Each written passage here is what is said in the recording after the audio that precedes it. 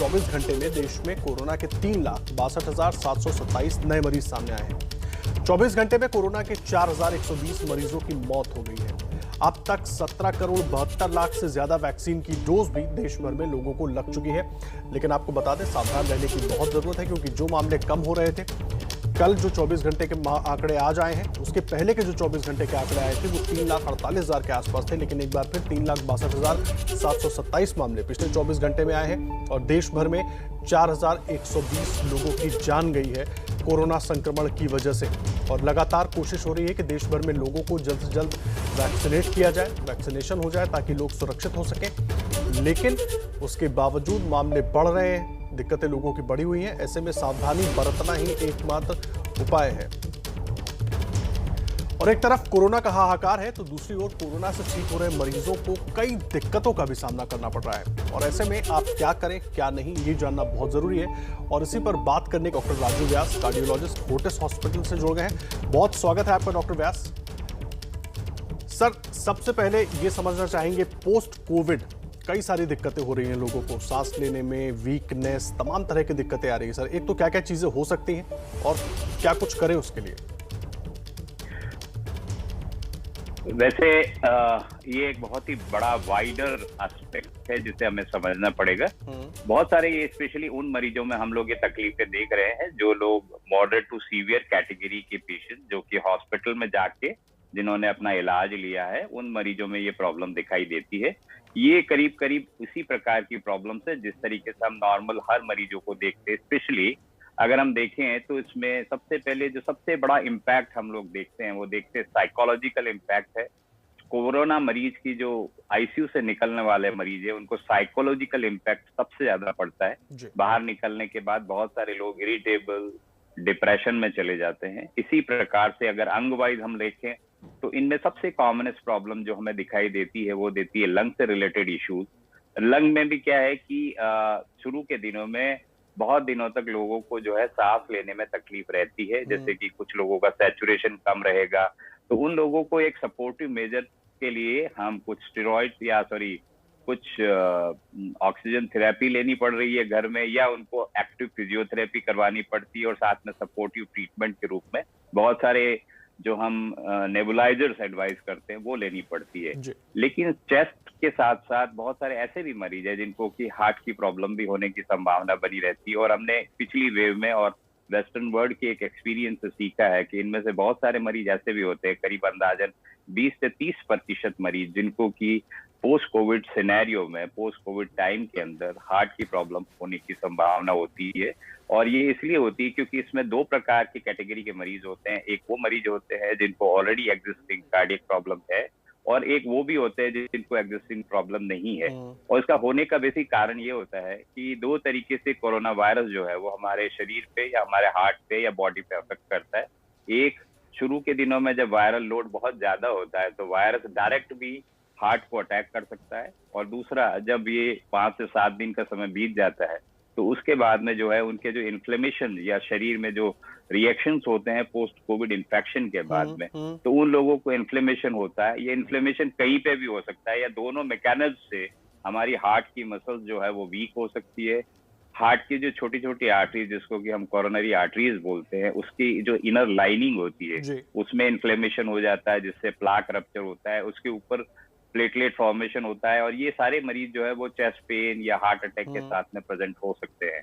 तो एक ये बहुत ही बड़ा इशू है जिसे हमें एड्रेस करना चाहिए, उन्हें अपने आप पे नजर रखनी चाहिए। इस प्रकार की जिन लोगों को सांस लेने में प्रॉब्लम, हार्ट की प्रॉब्लम, कुछ चेस्ट पेन होता है, या कुछ ऐसे भी मरीज हमें देखने को मिल रहे हैं जिन लोगों में कि जो है वो न्यूरोलॉजिकल डेफिसिट भी हो जाता है, कि किसी को अगर जो है ब्रेन में स्ट्रोक हो गया और फेशियल पैरालिसिस हो जाता है, देखने में उनको तकलीफ हो, एक साइड से देखने में तकलीफ हो रही है, या एक पार्ट उनका पूरा पूरा पैरालिसिस हो जाता है। ये अंदाजन 20 से 30% मरीजों में देखने को मिलता है। बट इन्हीं सब चीजों के साथ साथ जो हमारे छोटे अंग भी है, जैसे आंखों की प्रॉब्लम, ईएनटी की प्रॉब्लम्स, ओरल कैविटी की प्रॉब्लम्स, ये सब देखने को मिलती है। तो एहतियातन जब कभी भी हमें अपने बॉडी के किसी भी ऑर्गन में किसी भी प्रकार की तकलीफ पोस्ट कोविड लोगों को दिखाई देती है, तुरंत अपने फिजिशियन से सलाह लें, और जितना जल्दी हम उन चीजों को एड्रेस करेंगे उतनी जल्दी हम हमारी हेल्थ को सुधार पाएंगे, हमारे पोस्ट कोविड जो कॉम्प्लिकेशंस होने की संभावना बनती है और जिसके कारण से हमारी मोर्टेलिटी बढ़ सकती है, मौत होने की संभावना बढ़ सकती है, उनको हम कम से कम रख सकें। सर एक चीज समझना चाहेंगे, हार्ट का आप जिक्र कर रहे हैं, बहुत सारे हार्ट पेशेंट्स हैं, अलग अलग उम्र वर्ग के हैं, कई लोग ऐसे होते हैं जिनका गंभीर ऑपरेशन पहले से हो चुका है, बाद में वो कोविड की चपेट में आ गए और अब कोविड से ठीक होकर वो अपने आप को और बेहतर करने की कोशिश में लगे हैं। तो इस हिसाब से क्या क्या सिम्टम हो सकते हैं किसी हार्ट पेशेंट के जो कभी गंभीर बीमार रहा हो, जिसका कोई बड़ा ऑपरेशन हुआ हो, उसके लिए क्या ध्यान दें और कैसे नजर रखें कि हाँ दिक्कत हो रही है? इसमें जो 2-3 कॉमन चीजें पोस्ट कोविड सिनेरियो में, जो भी पेशेंट हो जिनको कि पहले बाईपास या उनका कोई गंभीर ऑपरेशन हार्ट से संबंधित हुआ हो, उन लोगों को स्पेशली अगेन उसी प्रकार की तकलीफें हो सकती है। जैसा कि एक नॉर्मल इंसान को अगर पहले वो एसिम्प्टोमेटिक है तो वापस से अगर नए सिरे से उनको चेस्ट पेन किसी भी प्रकार का, छाती में दर्द होता है, वापस से जो होने लगता है जो पहले नहीं होता था, तो उन्हें तुरंत अपने किसी कार्डियोलॉजिस्ट या अपने किसी फिजिशियन से मिलना चाहिए, नंबर 1। दूसरा ये है कि अगर किसी मरीज को पहले सांस नहीं फूलता था और नए सिरे से जब पोस्ट कोविड सिनेरियो में आता है तो दोनों ही चीजें रूल आउट करनी जरूरी होती है कि क्या यह सांस फूलना हार्ट से संबंधित है या जो है सांस की जो लंग से रिलेटेड इश्यूज है। तो उसके लिए तुरंत फिर अगेन वही मैं कहूंगा कि अपने को फिजिशियन से मिलना चाहिए। वो ये रूल आउट कर सकता है बाय सिंपल टेस्ट, चाहे ईसीजी और कुछ ब्लड मार्कर्स वगैरह और इको करा के कि ये हार्ट से संबंधित सांस का फूलना है और या फिर जो है लंग से रिलेटेड इश्यूज है। तो 2 चीजें ये हो गई। और तीसरी सिग्निफिकेंट बात ये होती है कि कुछ लोगों को ये भी देखने को मिलता है, वो ये है कि पाँव में अगर सूजन आ जाए पोस्ट कोविड सिनेरियो में, तो उन्हें तो तुरंत ही सांस फूलने के साथ में अगर किसी व्यक्ति को पाँव में सूजन आ जाती है, उन लोगों को तुरंत अपने कार्डियोलॉजिस्ट से मिलना चाहिए। संभावना ये रहती है कि उन लोगों को जो है वो हार्ट से रिलेटेड इशू है और उसको आगे एड्रेस करने की या उसको ट्रीटमेंट कराने की जरूरत पड़ सकती है। अहम जानकारी आप दे रहे हैं डॉक्टर साहब। और इस बीच हमारे साथ डॉक्टर वीएन मिश्रा साहब भी जुड़ गए हैं, बीएचयू से न्यूरोलॉजी डिपार्टमेंट के हेड है। बहुत स्वागत है आपका मिश्रा साहब एबीपी न्यूज पर। सर मैं सबसे पहले ये समझना चाहूंगा, लगातार पेशेंट्स आप लोग देख रहे हैं, उनसे बातचीत कर रहे हैं, पोस्ट कोविड जो पेशेंट हैं जो कोरोना संक्रमण से लड़कर जीतकर बाहर आ चुके हैं, अब किस तरह के सिम्टम्स उनमें दिखाई दे रहे हैं सर? क्योंकि बहुत सारे अलग अलग परेशानियों से वो जूझ रहे हैं, वो चाहे सांस लेने में हो, चाहे फिजिकली कोई दिक्कत हो। आप लोगों तक क्या कुछ रिपोर्ट्स, जानकारियां या पेशेंट्स जो आपको बता रहे हैं, क्या कुछ है वो दिक्कत है सर?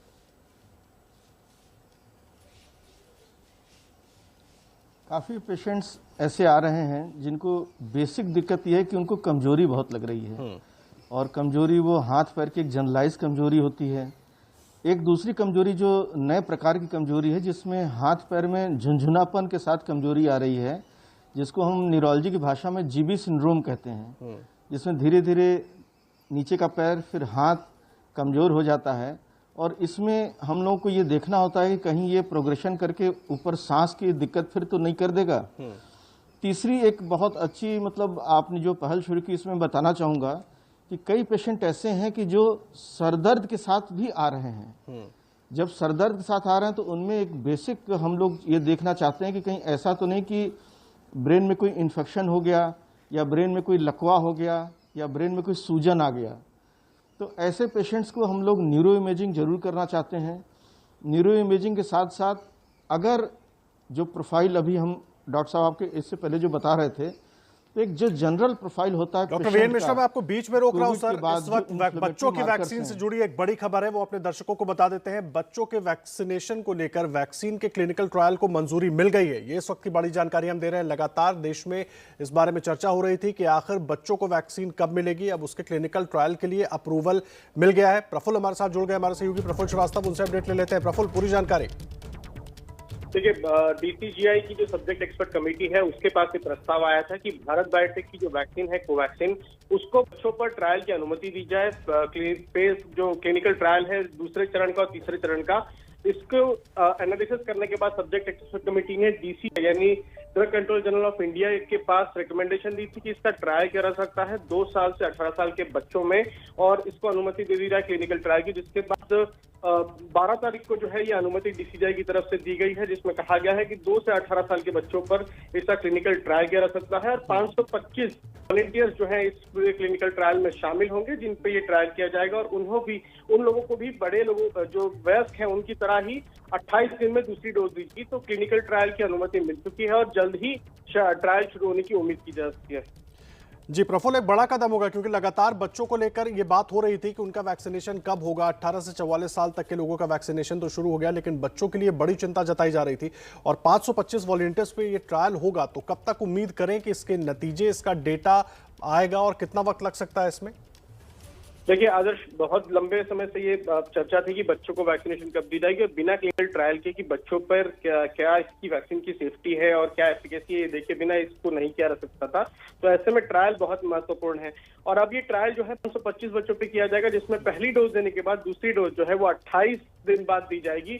तो ये माना जाएगा कि 28 दिन बाद करीब 15 दिन तक उसको एनालिसिस किया जाएगा और डेटा आने में करीब 2 महीने का वक्त लग सकता है। तो अब से उम्मीद की जा सकती है कि अगर आज अगर ट्रायल शुरू होते हैं तो आज से करीब 2 महीने बाद जो है इसका डेटा रिलीज किया जाएगा और उसके बाद ही देखा जाएगा कि पहले चरण में जो फेज 2 का ट्रायल है उसमें किस तरह के नतीजे आए और फेज 2 के बाद 3 चरण का ट्रायल है उसमें। तो कुल मिलाकर 4 से 6 महीने का वक्त लग सकता है इस पूरे ट्रायल में। बहुत धन्यवाद आपका प्रफुल्ल श्रीवास्तव, इस पूरी जानकारी के लिए। हमारा सहयोगी पूरी जानकारी दे रहे थे। तो बच्चों के लिए अब वैक्सीन का जो ट्रायल है उसको मंजूरी दे दी है डीसीजीआई ने, और जिस तरह से प्रफुल्ल बता रहे थे कि 2 से 3 महीने में डेटा भी सामने आ जाएगा और उसके बाद वैक्सीनेशन भी उम्मीद यही है कि सकारात्मक तौर पर शुरू हो जाएगी। हमारे साथ देश के 2 जाने माने डॉक्टर इस वक्त जुड़े हुए हैं। डॉक्टर वीएन मिश्रा हमारे साथ मौजूद हैं और डॉक्टर राजू व्यास जुड़े हुए हैं। डॉक्टर मिश्रा, मैं आपके पास आ रहा हूं, बड़ी खबर और उत्साह बढ़ाने वाली खबर, क्योंकि बच्चे लगातार खतरे में थे और उनको लेकर यह चर्चा हो रही थी कि वैक्सीनेशन का हर व्यक्ति के मन में यही सवाल था। ये एक शुभ संकेत है, क्योंकि जो तीसरी लहर की बात जब भी आती थी तो लोग ऐसा अनुमान था कि बच्चों में इस बार कहर ज्यादा रहेगा। और मैं ये जान के खुशी हुई कि ये जो पूरा वैक्सीनेशन का जो प्रोग्राम है अब एक्सटेंड हो जाएगा 2 साल से 18 साल के बच्चों में भी, और ये बहुत अच्छी खबर है। और जाहिर सी बात है, उम्मीद यही कर रहे थे डॉक्टर व्यास हम सब कि जल्द से जल्द बच्चों के लिए भी वैक्सीन आए, क्योंकि ज्यादातर घरों में बच्चे हैं और उनको संभाल कर रखना ऐसे आपदा के वक्त में वो एक बड़ी मुश्किल थी, और इसके बाद दिक्कतें जरूर लोगों की कुछ दूर होंगी। जी हाँ, ये एक बहुत ही अच्छा कदम है सरकार की तरफ से, और कि उन्होंने इस सेकंड और थर्ड फेज की जो ट्रायल है उसको हिंदुस्तान में अलाउ किया है। अगर ये ट्रायल सक्सेसफुली हम लोग कंप्लीट कर पाते हैं तो आने वाले 4 से 6 महीनों में हमें ये वैक्सीन उपलब्ध होगा। लेकिन इसी के साथ साथ एक पॉइंट मैं वापस जोड़ देना चाहता हूँ, वो ये है कि सभी वैक्सीन फॉर्मेट जो करने वाली, वैक्सीन बनाने वाली जो कंपनियां हैं हिंदुस्तान में, उन्हें अपने आने वाले समय में प्रोडक्शन को भी बढ़ाना पड़ेगा, क्योंकि अभी इस समय में जो है दोनों ही जगह, जैसे एडल्ट्स के लिए भी वैक्सीन कम पड़ रहे हैं, तो उसी के साथ साथ ये डबल बर्डन कंपनीज के ऊपर होगा कि बच्चों के लिए और एडल्ट दोनों के लिए ही इस प्रकार के वैक्सीन जो है आने वाले जितना जल्दी हो सके हमारे यहाँ पे उपलब्ध कराएं। लेकिन एक इसमें पॉइंट ये भी है कि अच्छी चीज ये रहेगी कि माता पिताओं को जो थर्ड वेव आने की एक चिंता के अंतर्गत हमें ये भी डर रहता था कि बच्चे इन्फेक्ट हो जाएंगे, उसकी संभावना मुझे लगता है कि बहुत जल्द कम हो जाएगी। और मैं तो बल्कि एक बात ये भी कहता हूँ कि अगर यंग पेरेंट्स को हम जल्दी ही ये जो अपना नया जो सेकंड थर्ड फेज का जो वैक्सीनेशन प्रोग्राम अभी हिंदुस्तान में चल रहा है उसके अंदर अगर हम उनको वैक्सीनेट कर देते हैं तो बच्चों को हम करीब 50 से 60% वैसे ही प्रोटेक्ट कर लेंगे। और ये बात भी सही है कि अगर वैक्सीनेशन बच्चों को लग जाएगा तो वो थर्ड वेव से बच जाएंगे। साथ ही साथ हम स्कूलों को भी खोल पाएंगे, जैसा कि अमेरिका ने किया है। अपने स्कूल्स को खोलने से पहले उन्होंने ये देखा है कि जो 18 साल तक के बच्चे हैं, अहम बात आप कह रहे हैं, अभी जो खतरा है, अभी जो एक्सपोजर है बच्चों का वो कम से कम हो जाएगा और बच्चों को लेकर जो चिंता है माँ बाप की वो भी दूर होगी। हमारी चर्चा लगातार जारी रहेगी। दोनों खास मेहमान हमारे साथ जुड़े हुए, स्वागत है आपका। लगातार हमारे साथ 2 खास मेहमान जुड़े हुए हैं और उनसे हम बातचीत कर रहे हैं। और इस बीच बड़ी खबर ये कि बच्चों के लिए वैक्सीन के क्लिनिकल ट्रायल को मंजूरी डीसीजीआई ने दे दी है। हमारे साथ दोनों खास मेहमान मौजूद हैं। डॉक्टर राजू व्यास, कार्डियोलॉजिस्ट हैं आप, और डॉक्टर वीएन मिश्रा हमारे साथ मौजूद हैं, बीएचयू में न्यूरोलॉजी विभाग के प्रमुख हैं। वीएन मिश्रा साहब, मैं बड़ी सीधे शब्दों में समझना चाहूंगा, अभी तक जो वैक्सीन थी वो पहले 45 साल तक के लिए लोगों की थी, अब 18 साल से लेकर 44 साल तक के लोग भी इसमें शामिल हो गए। ये एक बड़ी लड़ाई हमने जीत ली, वैक्सीनेशन जारी है, ठीक है, गति थोड़ी धीमी है लेकिन कोशिश जारी है। बच्चों को शामिल करके ये जो खतरा है ये महामारी का, इसको हम कितना कम कर लेंगे सर? क्योंकि बच्चे सबसे ज्यादा एक्सपोज्ड थे और इस बार इस दूसरी वेव में बच्चों पर भी खतरा उतना ही दिख रहा था। 3 बातें आपसे कहना चाहूंगा। पहला कि इस कोरोना महामारी का 2 प्रमुख इलाज हमारे पास है। पहला, अपने को मास्क लगाएं, दूसरा वैक्सीनेशन कराएं। जिन लोगों में थोड़ा बहुत ये कन्फ्यूजन है उनको मैं साफ साफ आपसे कहना चाहूँगा कि बच्चों में, बड़ों में और बूढ़ों में कहीं भी जब आप वैक्सीनेशन प्रोग्राम चालू करते हैं और लगा देते हैं वैक्सीन, तो इससे एक चीज़ तो तय हो जाएगी कि जो रोग अगर होता भी है तो उसकी सीवियरिटी इतनी कम होगी, उससे मौत नहीं होगी। जिनको वैक्सीन लग जाएगा उसको मौत नहीं होगा। दूसरा, जो वैक्सीनेशन प्रोग्राम इसमें भारत सरकार चला रही है, विश्व में नंबर 1 का काम इसमें भारत सरकार का जो लेवल है कि आपने 17-18 करोड़ लोगों को जिस गति से वैक्सीनेशन लगाया, ये काबिल तारीफ है। अगर यही क्रम चलता रहा और इससे बच्चों में भी अब जब हम आगे प्रोग्रेस कर जाएंगे तो हमारा जो कवर है, इम्यूनिटी कवर, वो जल्दी से जल्दी कम्युनिटी लेवल पर बनेगा। एक बार जब हम 55% से ज़्यादा क्रॉस कर जाएंगे तो ये समझिए कि हम लोग 75% से 80% जनता को ऑलरेडी कवर अप कर देंगे। तो ये जो वैक्सीनेशन प्रोग्राम है, इसका लॉन्ग टर्म इफेक्ट बहुत अच्छा है। जैसे भी डॉक्टर साहब हमारे जो कलीग हैं उन्होंने कहा कि स्कूल खुलने के बाद ऑलमोस्ट 1.5 साल से स्कूल बंद है और ये स्कूल खुलने के बाद जब भी हम करते हैं तो एक प्रोटेक्शन के साथ ही तो हम भेजेंगे जी। तो ये ईश्वर करे कि जल्दी से क्लिनिकल ट्रायल सफल हो और अक्टूबर-नवंबर के लगभग ये वैक्सीनेशन प्रोग्राम बच्चों में भी शुरू हो और वो बहुत लंबा और बड़ा ड्राइव होगा। तो कुल मिलाकर के वैक्सीन ही इसका एक आंसर है, मास्क के साथ। बहुत अहम बात आप कह रहे हैं। जल्दी से जल्दी हो। और जब हम तीसरे फेज की जब हम तीसरे लहर की बात करते हैं तो हम वो लहर आने क्यों दें? ये देश का, हम सब नागरिकों का ये काम होना चाहिए, ये देश हित का काम है कि मास्क जरूर लगावें और वैक्सीन जरूर लगवावें। हम तीसरे लहर की बात ही नहीं करेंगे। बिल्कुल सही कह रहे हैं आप। तीसरी लहर के लिए हमें पहले से ही तैयार हो जाना चाहिए। हम मौका क्यों दे कि तीसरी लहर आएगी और हम तब वैक्सीनेशन के बारे में सोचेंगे। ये बहुत पॉइंट की बात कही है आपने और इसीलिए शायद कोशिश भी हो रही है कि जल्द से जल्द इस वैक्सीन का ट्रायल, क्लिनिकल ट्रायल पूरा हो ताकि बच्चों को भी वैक्सीन लगाई जा सके।